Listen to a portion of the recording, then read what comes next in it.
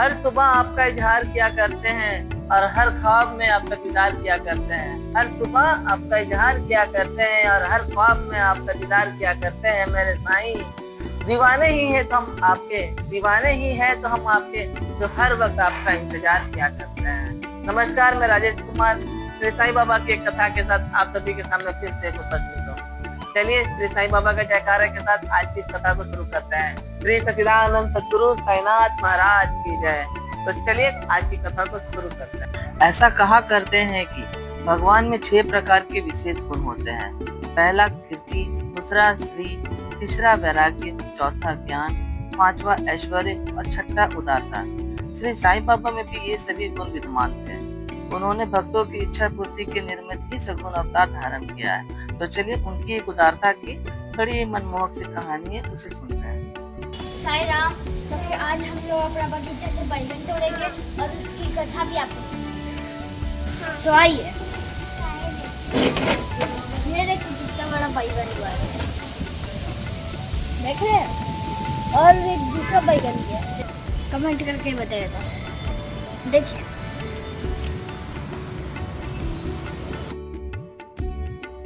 वो कहाँ जा रही है?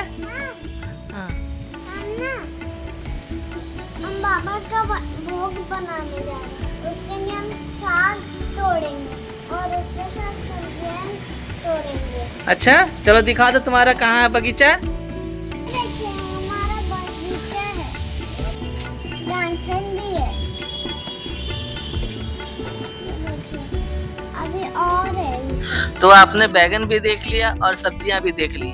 तो चलिए अब आज की कथा को शुरू करते हैं। ये कथा है श्रीमती तरखंड की। श्रीमती तरखंड श्री साईं बाबा की परम भक्त। उन्होंने श्री साईं बाबा के चरणों में कई बार आशीर्वाद प्राप्त किया और श्री साईं बाबा को वो तरह तरह के व्यंजन की बना के खिलाती थी। तो एक बार श्रीमती तरखंड ने श्री साईं बाबा को बैगन का भरता और काचरिया खिलाने का उनको इच्छा हुआ और वो किस प्रकार श्री साईं बाबा ने ग्रहण किया और किस तरह श्रीमती तरखंड ने उनके पास भिजवाया, इसकी कथा को मैं शुरू करता हूँ। बांद्रा के श्री रघुवीर भास्कर पुरंदरे बाबा के परम भक्त थे। एक समय वे शिरडी को जा रहे थे तो श्रीमती तरखंड ने श्रीमती पुरंदरे को 2 बैगन दिए और उनसे प्रार्थना की कि शिरडी पहुंचने पर एक बैगन का भुर्ता यानी मसाला मिश्रित भुना हुआ बैगन जो दही में मिला हुआ होता है, और दूसरा काचरिया यानी बैगन के गोल टुकड़े जो घी में तले हुए होते हैं, बना के बाबा को भेंट करते हैं। शिरडी पहुंचने पर श्रीमती पुरंदरे भुर्ता लेके श्री साईं बाबा के पास द्वारिका माई में गई। उसी समय बाबा भोजन को ही बैठे थे। बाबा को वह भुर्ता बड़ा ही स्वादिष्ट प्रतीत हुआ, इस कारण उन्हें थोड़ा थोड़ा सभी में वितरित कर दिया। इसके पश्चात ही बाबा ने काचरिया लाने को कहा।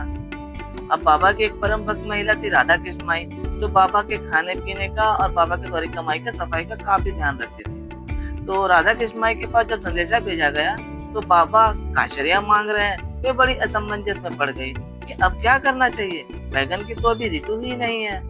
अब यह समस्या उत्पन्न हुई कि बैगन किस प्रकार उपलब्ध हो।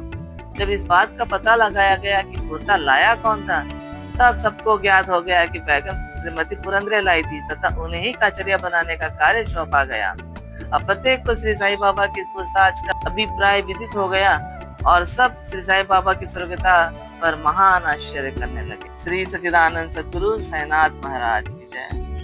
देखा आपने, श्री साईं बाबा को अर्पण करने की कुछ सोचिए तो सही, वो किस प्रकार उसे ग्रहण कर लेंगे ये तो ही जानते हैं। मुझे पता है कि इसका अनुभव आप सभी को भी है।